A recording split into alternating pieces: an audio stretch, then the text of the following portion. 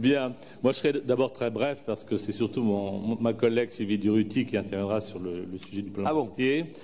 Mais je voudrais rentrer dans ce plan Bastier par le prisme des spécificités des bassins industriels, et notamment dans celui du bassin de la Vienne. Alors, bien sûr, nous avons Blanquefort qui concentre l'intérêt de cet hémicycle. Mais nous avons aussi dans la Vienne le problème des fonderies Alu et Fonte, que je ne voudrais pas qu'on oublie.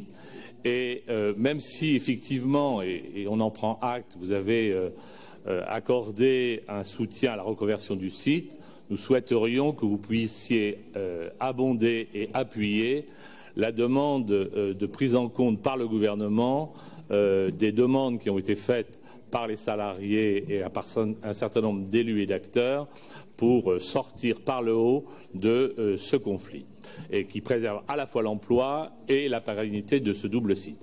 Et si je rentre dans le plan Bastier par l'industrie automobile, ce n'est pas très éloigné du plan Bastier, puisque l'autre pôle d'excellence du bassin Châtelleraudais, c'est le secteur aéronautique. Donc, si demain nous avons une catastrophe industrielle dans le secteur aéronautique, il faut que nous ayons un secteur aéronautique qui soit particulièrement haut niveau.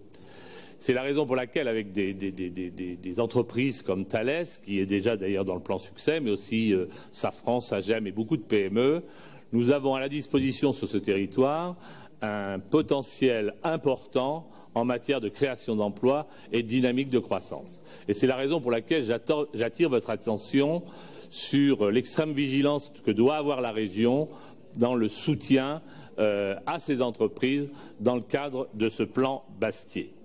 Ce qui m'amène à évoquer, je reconnais bien volontiers que je suis un peu borderline, mais nous n'aurons pas d'autres occasions d'évoquer ce... Vous voyez que je suis tout à fait honnête, mais nous n'aurons pas d'autres occasions d'évoquer ce sujet, et je serai très bref, car il n'y aura pas de ce sujet d'ici la prochaine session.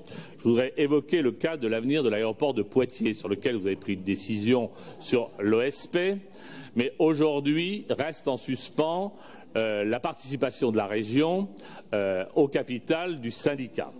Et je le fais en liaison avec le président Belin, que vous avez rencontré, et les élus du territoire. Donc ce que nous vous demandons, c'est très bref, c'est bien sûr de revoir l'orientation que vous aviez prise il y a quelques mois, parce que si on parle attractivité mobilisée, comme dans le cadre du plan Bastier, on sait que l'aéroport, c'est un outil indispensable à l'attractivité du territoire. Vous avez dit tout à l'heure défendre le monde de l'industrie. Défendre le monde de l'industrie, c'est aussi permettre l'accessibilité au territoire, et notamment pour les entreprises du secteur aéronautique. Si on parle engagement de la région, il faut que cet engagement soit égal. Vous avez fixé à 25% le taux de participation. C'est le cas pour Bergerac, pour Brive et dans une moindre mesure pour Limoges. Nous souhaitons que vous puissiez de la même façon vous engager dans cette voie sur le syndicat.